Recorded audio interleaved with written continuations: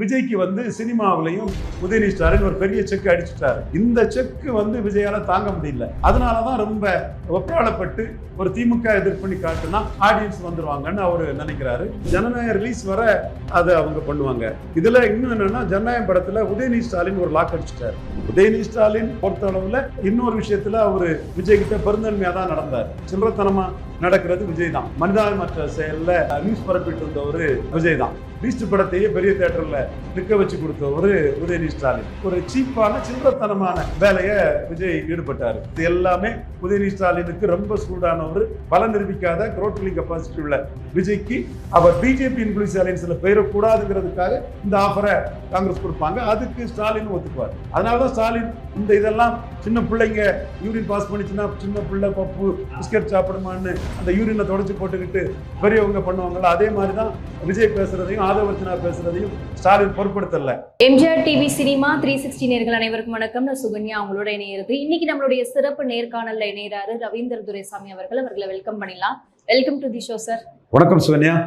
Sir, இன்னைக்கு ரொம்ப நாள் கழிச்சு கரூர் சம்பவம் தொடர்பா வந்து விஜய் தன்னுடைய மௌனத்தை கலைச்சு இன்னைக்கு பேசியிருக்காரு. அது வந்து ஒரு முக்கிய பார்வையா வந்து பார்க்கப்படுது.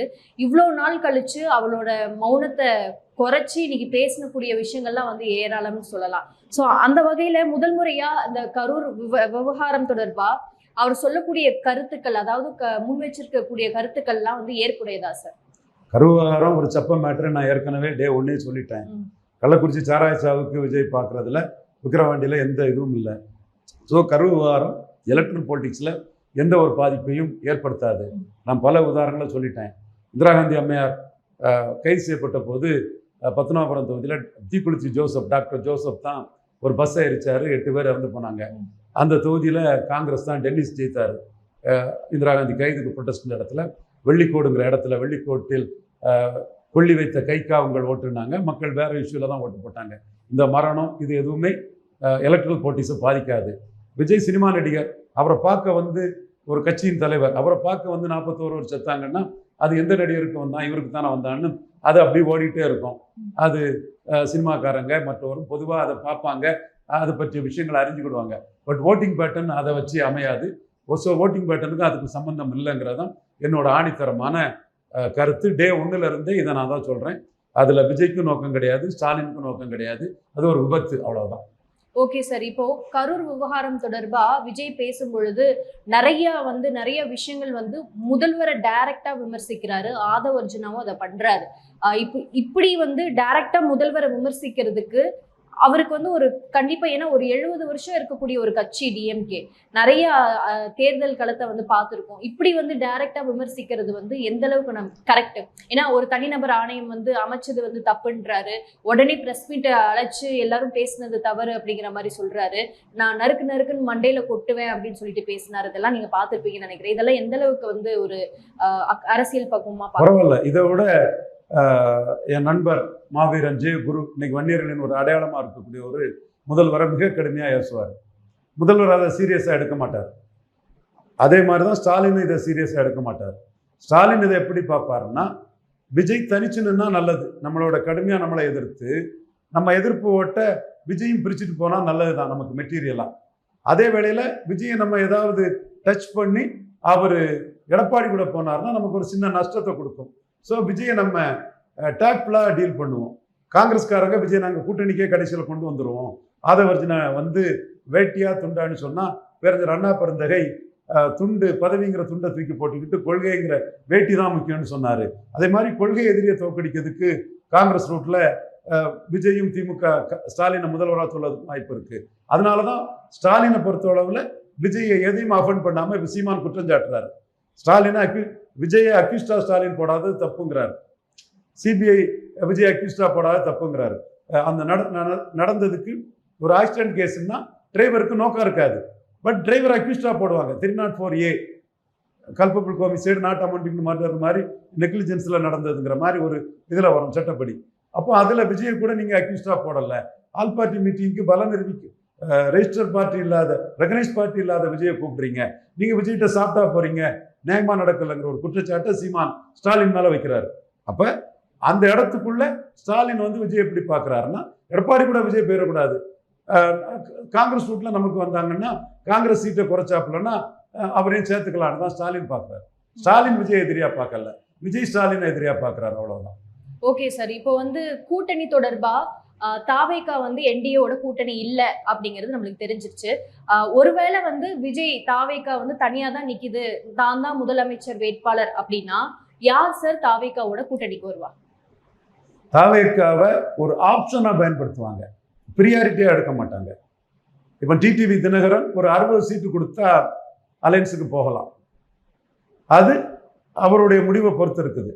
அப்போ அந்த 60 சீட்டுங்கும் போது அவர் டெல்டாவில் உள்ள கள்ளர்கள், அப்பர் சவுத்தில் உள்ள மறவர்கள், ஊடால உள்ள அகமுடையார்கள், அந்த ஏரியாவுக்குள்ள அவரோட பலத்தை காட்டும் விதமாட்டு வேலு கார்த்திகன், தீர்போகி பாண்டியன், கோயில்பட்டியில் அவர் முக்கியமான ஒரு கயத்தார் யூனியன் சேர்மன் நல்லா இருந்த ஒரு சகோதரர், இப்படி அவர் தன்னை சேர்ந்த ஒரு 50-60 பேருக்கு டிக்கெட்டுங்கிற அளவுக்குள்ள தினகரன் அதை இவர் விஜய் அவர் அணுகலாம். கிருஷ்ணசாமி ஒரு 20 சீட்டு கொடுத்தா விஜய் கூட கூட்டணி வைக்கலாம். இதுல என்ன பிரச்சனைன்னா, பலன் நிரூபிக்காத ஒருத்தர்கிட்ட கூட்டணி வைக்கிறதுல பிரச்சனை இருக்குது.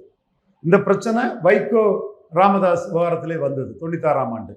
அண்ணன் வைகோ வந்து 2வது இடம் வந்தாரு இங்க பெருந்துறையில, 25 விழுக்காடு வாக்குகள் பெற்றாரு. இங்க மயிலாப்பூர்ல 10 விழுக்காடு வாக்கு பெற்றாரு. 2 இடத்துலையும் பாமக சோபிக்கவே இல்லை. ஆனா பாமக என்ன சொல்லிட்டாங்கன்னா, நாங்க பலம் நிரூபிச்ச கட்சி, உங்க பலம் என்னன்னு தெரியாது, நீங்க சிவாஜி மாதிரி பிளாப்பும் ஆகலாம், அதனால நீங்க நினைச்ச அளவுக்கு நாங்க ஷீட் ஷேரிங் பண்ண முடியாதுன்னு சொல்ல, அந்த செஞ்சி ராமச்சந்திரன், தீரன் போன்றவங்களால பேசப்பட்ட அந்த கூட்டணியை ரவீந்திரன் துரைசாமி, ஐசாஎஸ் மிஷா, தென் மாவட்ட செயலாளர்களும் சேர்ந்து நாங்க பலம் நிரூபிக்காத ஒரு வைக்கோங்கிற புள்ளியில அந்த கூட்டணியை உடைச்சிட்டோம். அந்த கூட்டணி அமைதி இருந்தது. செஞ்சி ராமச்சந்திரன், தீரன் போன்றவங்களும் அதுக்கு தயாரா இருந்தாங்க. டாக்டர்கிட்ட நாம இது சிவாஜிக்கு கட்சி மாதிரி ஆயிட்டுன்னா பலம் தெரியாம நமக்கு என்ன இது இருக்குங்கிறதுல நாம அந்த கூட்டணியை உடைச்சிட்டோம். அன்னைக்கு வேற பல ரீசன்ஸ் இருந்தது.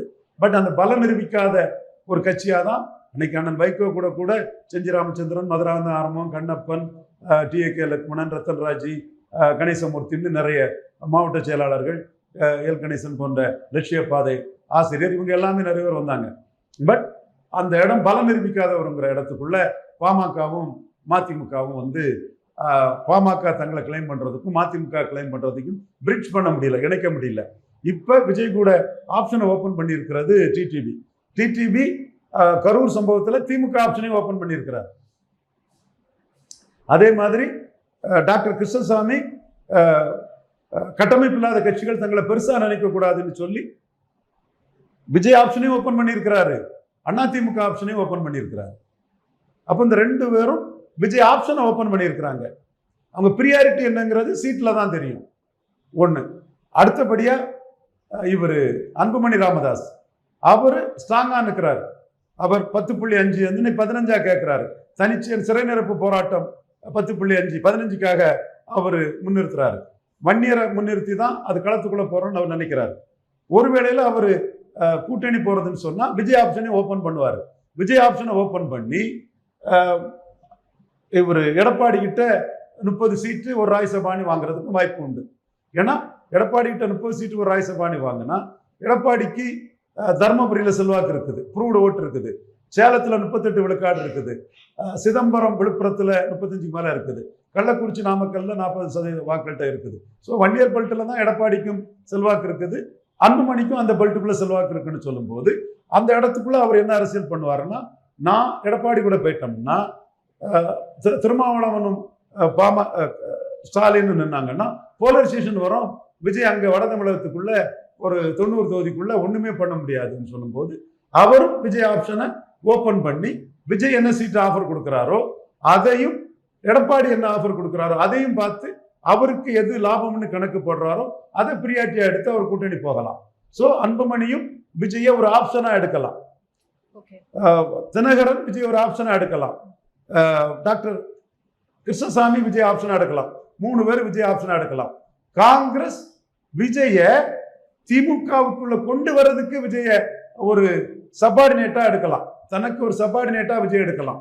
பலம் நிரூபிக்காத நீங்க வேட்டி துண்டுல பேரஞ்சர் அண்ணா பெருந்தகை இவரு ஆதவர்ஜுனா அண்ணாவின் விசுவாசி தானே, அண்ணா வழியில உங்க ஆதவர்ஜுனாட்டே கேளுங்க, கொள்கை எதிரியை தான் வீழ்த்தணும்.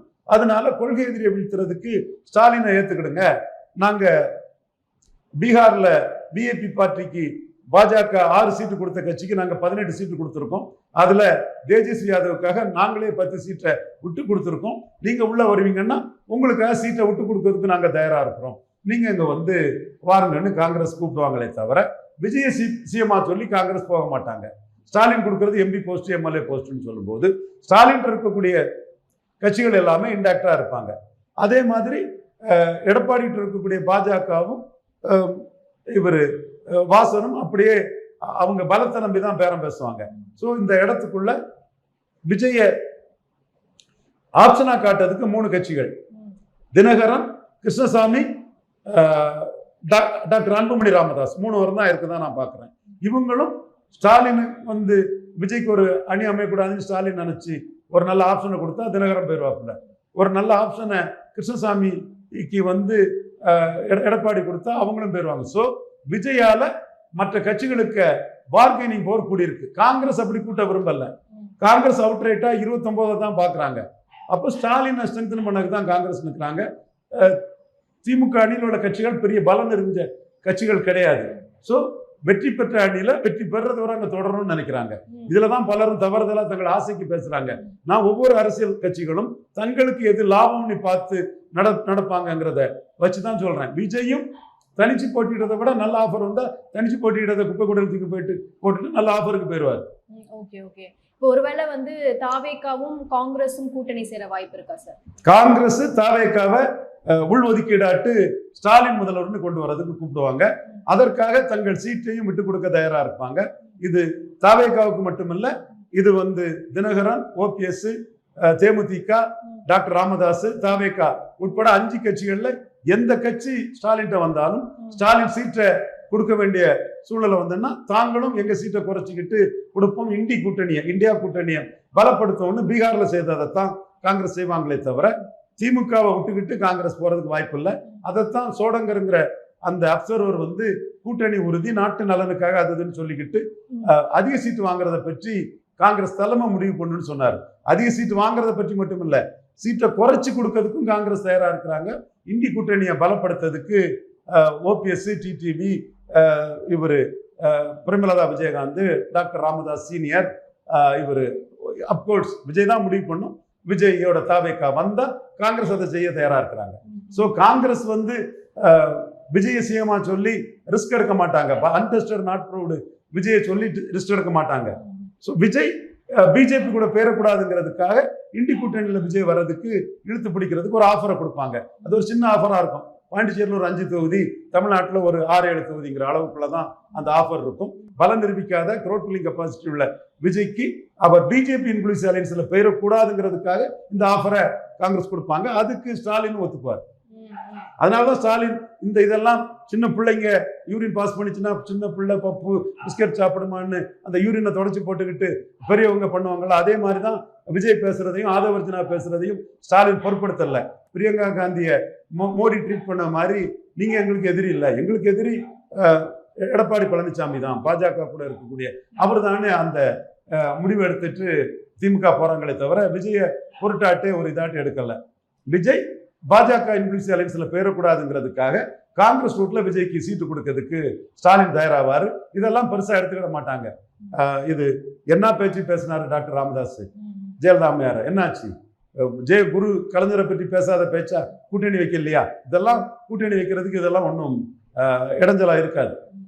ஓகே சார், இப்போ தொடர்ந்து வந்து ஆதவர்ஜுனா, விஜய் அவர்கள் வந்து நிர்மல்குமார் 3 பேரும் வந்து டைரக்டா வந்து திமுகவை சாடுறாங்க. எப்படின்னா ஆதவர்ஜுனாவோட ஸ்பீச் எல்லாம் கேட்கும் போது ரொம்ப வெளிப்படையாவே வந்து திமுக அரசை வந்து தாக்குறாங்க. விஜய் அவர்கள் வந்து திமுகவை சீண்டி பாக்குறாங்களா? ஒன்னும் அது ஜனநாயகம் படம் ரிலீஸ் ஆகுது, ஒரு ஆன்டி கவர்மெண்ட் பிக்சர். அப்போ ஆளுங்கட்சி எதிர்த்தாதான் அந்த படத்துல உள்ள ஹீரோவுக்கு மரியாதை கிடைக்கும். ஸோ அந்த ஜனநாயகம் ரிலீஸ் வர அதை அவங்க பண்ணுவாங்க. இதுல இன்னும் என்னன்னா, ஜனநாயகம் படத்துல உதயநிதி ஸ்டாலின் ஒரு லாக் அடிச்சிட்டாரு, பெரிய லாக் அடிச்சிட்டாரு. இப்ப நான் என்ன உதயநிதி ஸ்டாலின் சப்போர்ட்டர்னு எனக்கு எதிராக ஜான் ஆரோக்கிய சேம் எல்லாம் மீம்ஸ் போட்டாப்புல, எப்பா போடுறதே போடு, ஸ்டாலின் சப்போர்ட்னு போட்டு தொலைப்பா, சும்மா உதயநிதி ஸ்டாலின் சப்போர்ட்டர் எல்லாம் போட்டுக்கிட்டு மீம்ஸ் எல்லாம் என்ன அர்த்தம் கட்டத்தனமான மீம்ஸ் போடுற. இதே உதயநிதி ஸ்டாலின் சிஏ எடுத்து வயசானவங்க எல்லாம் வீட்டில் இருக்கட்டு நாங்க வரேன்னு சொல்லி எங்க அண்ணன் ரஜினியை தான் சொன்னாரு. எங்க அண்ணன் ரஜினியை உதயநிதி ஸ்டாலின் சொன்னதும் உங்க தாத்தா வந்தாலும் சிஏ இங்க யாரும் ஒண்ணும் பண்ண முடியாது, CA will stay here, Modi Amit Shah RSS ஓட இது சிஏ இங்க இருக்குன்னு அன்னைக்கு சொன்னேன் உதயநிதி ஸ்டாலின். உதயநிதி ஸ்டாலின் பொறுத்த அளவுல இன்னொரு விஷயத்துல அவரு விஜய் கிட்ட பெருந்தன்மையா தான் நடந்தார். சில்லறத்தனமா நடக்கிறது விஜய் தான். 4 யூடியூபர்ஸை பிடிச்சிக்கிட்டு உதயநிதி ஸ்டாலின் வர்சஸ் விஜய்னு அல்பத்தனமா ஒரு மனிதாபிமற்ற செயல்ல நியூஸ் பரப்பிட்டு இருந்த ஒரு விஜய் தான். அந்த இடத்துக்குள்ள கூட இவர் கட்சி ஆரம்பிக்கிறது வர உதயநிதி ஸ்டாலின் வந்து இது லியோ படம் வந்து Lokesh Kanagaraj, Vijay plus Lokesh Kanagaraj number 1 star director, அவர் பிளஸ் பெரிய ஸ்டார் இதுல வரும்போது உதயநிதி என்ன சொன்னார்னா விஜய் அண்ணா சூப்பர், லோகேஷ் கனகராஜ் சூப்பர், பாட்டு super, fight super, art director super, stunt super, super சூப்பர்னு சொல்லி அந்த படத்தை ரிலீஸுக்கு 2 நாளைக்கு முன்னாடியே ட்வீட் போட்டு பெருசா தூக்கி விட்டார். அதே மாதிரி பீஸ்ட் படம் வரும்போது பீஸ்ட் படத்தை சின்ன தேட்டர்ல தள்ளிக்கிட்டு பெரிய தேட்டர்ல KGF போடணும்னு தேட்டர் உரிமையாளர்லாம் நினைக்கும் போது பீஸ்ட் படத்தையே பெரிய தேட்டர்ல நிற்க வச்சு கொடுத்த ஒரு உதயநிதி ஸ்டாலின். அதுக்கு பிறகு ஊடகங்கள்ல தான் வந்து தலையிடுறாங்க, KGF படம் நல்லா போகக்கூடிய படம், இன்னும் தேசிய எண்ணம் கொண்டவங்கள்லாம் ஒரு நேஷனல் மைண்டட் பீப்புளெலாம் யாஸோட KGF படத்தை தடுத்து இவங்க ப்ரீ ட்ரேட் அண்ட் ப்ராக்டிஸை இது பண்ணுறாங்க. யாஷ் படத்துக்கு கலெக்ஷன் வராமல் உதயநிதி ஸ்டாலின் இந்த பீஸ்ட் படத்துக்கு இது பண்ணுறாங்கன்னு சொன்ன பிறகுதான் பீஸ்ட் படத்துக்கு வந்து சின்ன தேட்டரும் யாஷ் படத்துக்கு பெரிய தேட்டரும் கொடுத்தாரு. அப்போ 2-3 நாளாவது பெரிய தேட்டரில் இது பீஸ்ட் விஜய் ஸ்டார் படம் வந்து நிற்கக்கூடிய உதவி செய்து கொடுத்தது உதயநிதி ஸ்டாலின். அப்போ இந்த 2 விஷயத்திலும் விஜய் வந்து உதயநிதி ஸ்டாலினுக்கு நன்றி காட்டணும். அடுத்து அவர் வந்து துணிவு வாரிசுலையும் பெரிய பிரச்சனை ஒன்றும் காட்டல, தேட்டர்லாம் கொடுத்துட்டாப்புல.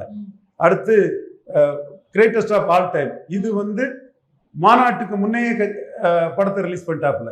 பொதுவாக தீபாவளி பொங்கலுக்கு ரிலீஸ் பண்ணக்கூடிய ஒரு மாநாட்டுக்கு முன்னாடியே ரிலீஸ் பண்ணிட்டாங்க. இது எல்லாமே உதயநிதி ஸ்டாலினுக்கு ரொம்ப சூடான ஒரு தெள்ள தெளிவாக உதயநிதி ஸ்டாலினுக்கு இது நல்லாவே தெரியும், அவரோட சினிமா பார்ட்னர்ஸுக்கு நல்லாவே தெரியும். அதில் உள்ள ஒரு சினிமா பார்ட்னர்கிட்ட நான் பேசிட்டு இருக்கும்போது தான் சொன்னேன், அவரு எங்கிட்ட சொன்ன கருத்து இதுதான், நாங்கள் வந்து பொங்கலுக்கு தான் பராசக்தியை ரிலீஸ் பண்ண போறோம்னு அவர் தெளிவாக சொன்னார்.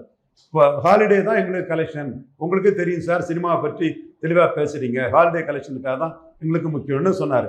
இப்போ இதில் விஜய் எந்த இடத்துல மாட்டிக்கிட்டாருன்னா, நன்றி உணர்வு இல்லாமல் உதயநிதி செய்த நன்றியை கூட அவர் சரியாக மதிக்காம இவர் கட்சி ஆரம்பிக்கிறது வரை நமக்கு எதிராக போக மாட்டாருங்கிற எண்ண ஓட்டத்தில் உதயநிதி ஸ்டாலின் இருந்தாலும் இவர் வந்து இந்த அவருக்கு ஆதரவான யூடியூபர்ஸ் நண்பர்களை பிடிச்சி உதயநிதி வெர்சஸ் விஜய்ன்னு நியூஸ் பரப்பி, ஸோ உதயநிதியை விஜய் எதிர்க்கிறாருன்னு இவருக்கு ஒரு பப்ளிசிட்டி பாப்புலாரிட்டி இதை தேடக்கூடிய ஒரு சீப்பான சில்லறத்தனமான வேலையை விஜய் ஈடுபட்டார். இப்போ இயற்கை நீதியாக என்ன ஆகி போச்சுன்னா, இந்த அரசியல் கட்சி ஆரம்பித்து திமுக எதிர்ப்பாகலாம் அவர் கடுமையாக பேசணும் பிறகு பொங்கல் படம் வந்து 9ஆம் தேதி ரிலீஸ் பண்ணுறாரு. 9, 10, 11, 12, 13 5 நாள் அது பழைய படம் ஆயிடும். நீங்கள் குஷி படம் பழைய விஜய் படம்னாலும் சரி போன்ற படங்கள் போடுறதை விட இன்னைக்கு வந்து 10 மடங்கு தேட்டர் போடுறாங்க. உங்களுக்கு தெரியும் சினிமா விஷயங்கள், சினிமா எப்படி நடக்குதுங்கிறது. நீ சினிமாங்கிறது 3 நாள் தான், 4ஆவது நாளே சினிமா தேட்டரில் கூட்டம் இருக்கிறது இல்லை. ஃபர்ஸ்ட் ஓப்பனிங் டே ஹீரோவுக்கு இது, சனி ஞாயிறு ஹாலிடேஸ், திங்கக்கிழமை வந்தாலே ஷோ வந்து ரொம்ப டவுன் ஆயிடும். அப்போ ஆடியன்ஸுங்கிறது ஒரு 5 நாள் தான். அதுக்கு பிறகுள்ள இது வந்து கொஞ்சம் ரிப்போர்ட் இருந்ததுன்னா கொஞ்சம் ஒரு மாதிரி போகும். ஆனால் தேட்டர் கம்மி பண்ணிடுவாங்க, ஷோ கம்மி பண்ணிடுவாங்க, ஆடியன்ஸும் சுமாராக தான் இருக்கும். அப்போ 5 நாள் தான் விஜய்க்கு ஒரு ஆடியன்ஸ் வலிமை. கிரேட்டஸ்ட் ஆஃப் ஆல் டைம் வந்து ஒரு வித்தியாசமான கதமைப்பு. அதில் ஓரளவு வெங்கட் பிரபுக்கு பெரிய இதில் அவுட் அண்ட் அவுட் விஜய் படம் தான், விஜய்க்கு தான் முழு வசூலையும் கொடுக்கணும். என்றாலும் வெங்கட் பிரபு ஒரு சிட்டி பேஸ்டா சென்னை கிங்ஸ் அது இதுன்னு கொஞ்சம் ஒரு சின்ன பிளஸ். அது என்ன மினிமம் கேரண்டி கொடுத்தோ அந்த மினிமம் கேரண்டி ஆடியன்ஸை வந்து கோட்டு படம் அளவு இருந்தாலே இது வந்து ஜனநாயகம் வந்து 5 நாள்ல சாப்பிட்டு முடிச்சிடும். 6ஆவது நாள் சுதா கொங்காரா டைரக்ஷன்ல வரக்கூடிய படம் பராசக்தி. அது சிவகார்த்திகேயன் மட்டும் இல்ல, சிவகார்த்திகேயன் ஹீரோ, சுதா கொங்காரா தான் அங்க மெயின். சுதா கொங்காரா ஷைன் பண்ணிட்டாங்கன்னா ஜனநாயகனை தட்டி தூக்கி போட்டுக்கிட்டு சிவகார்த்திகேயன் எங்கேயோ போயிடுவாப்புல. சிவகார்த்திகேயனுக்கு விஜய்க்கு பலம் கிடையாது.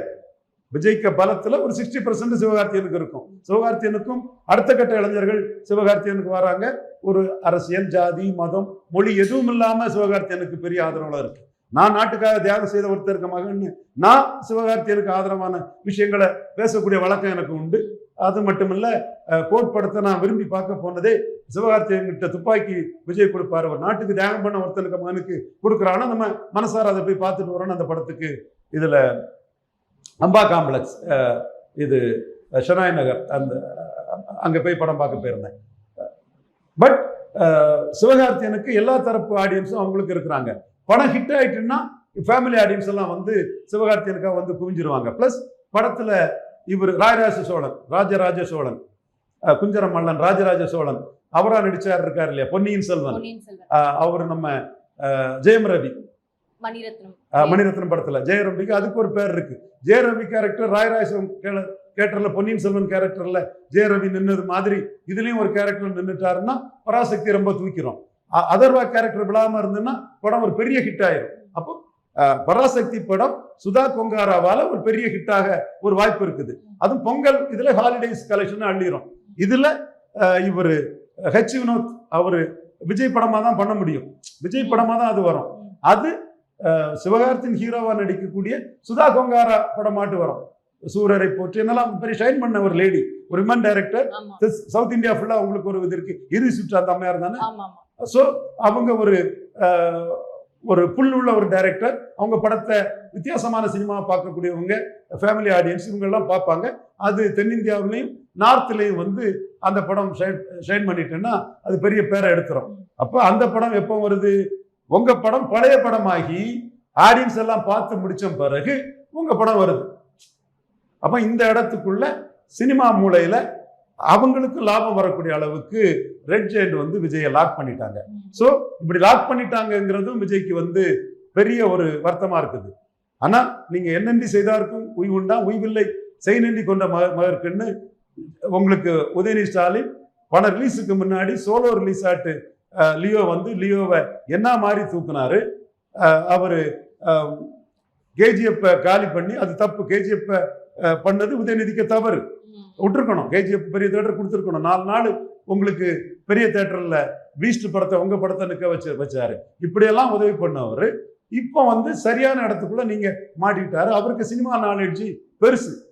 சினிமா நாலேஜ் ரொம்ப ஒரு எக்ஸ்ட்ராடினரியா உள்ளவர் உதயநிதி ஸ்டாலின். மாமன்னன்லாம் இந்த மாதிரி படம் நிற்கும்னு அவருக்கு தெரியும். இந்த கமர்ஷியல் ஹிட் ஏதாகும்னு தெரியும். ரெட் ஜெயண்ட் ஒரு படத்தை டிஸ்ட்ரிபியூஷன் எடுத்தாலே படம் ஒர்த்தா இருக்கும்னு நம்மளே போய் பார்க்கலாம். அந்த கம்பெனி அந்த அளவுக்கு ஒரு சினிமா நாலேஜ் உள்ளவர். அவர் பராசக்தி எடுத்திருக்கிறாரு.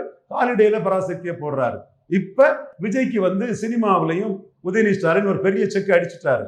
இந்த செக்கு வந்து விஜயால தாங்க முடியல. அதனாலதான் ரொம்ப ஒப்ராளப்பட்டு ஒரு திமுக எதிர்ப்பு காட்டுனா ஆடியன்ஸ் வந்துருவாங்கன்னு அவரு நினைக்கிறாரு. அதுக்கு வந்து ஸ்டாலின் இடம் கொடுக்க தயாரில்லை. நீங்க வேணா எனக்கு எடப்பாடி தான் எதிரி, நீங்க வேணா காங்கிரஸ் ரூட்ல உங்களோட கொள்கை எதிரிய பெருஞ்சர் அண்ணா சொன்னது மாதிரி வேட்டி துண்டுன்னா வேட்டி தான் போயிடக்கூடாது, கொள்கையை தான் முக்கியம்னு கொள்கை எதிர்க்க வாரிடணும் வாங்கங்கிற மாதிரி ஸ்டாலின் அதை டீல் பண்றாரு. என்ன கத்துனாலும் என்ன சவால் விட்டாலும் ஸ்டாலின் அதை சின்ன பிள்ளைன்னு அப்படி தட்டி விட்டுட்டு போயிட்டு இருப்பாரு. தேவைப்பட்டா காங்கிரஸ் ரூட்ல பாஜக எதிராக மதசார்பற்ற இதை பண்ணதுக்கு என் கூட வாங்க, நீங்க ஸ்பெஷல் இன்டென்சிவ் டிரைவ் எல்லாம் எதிர்க்கிறீங்கல்ல, சரி ஏதாவது ஒரு காம்ப்ரமைஸ் பண்ணும்போது அரசியல் எதிரியா கொள்கை எதிரியானா கொள்கை எதிரி எதிர்ப்புன்னு அரசியல் எதிரியான என் கூட வாங்க, நான் காங்கிரஸ் ரூட்ல உங்களுக்கு தாரேன்னு தான் அவரை லைட்டா தான் ஸ்டாலின் டீல் பண்றாரு. ஸ்டாலின் எக்ஸ்ட்ராடனரி பிரில்லியன்ட், கலைஞரோட ரொம்ப விவரமான ஒரு அரசியல் தலைவருங்க தான் 100% உண்மை.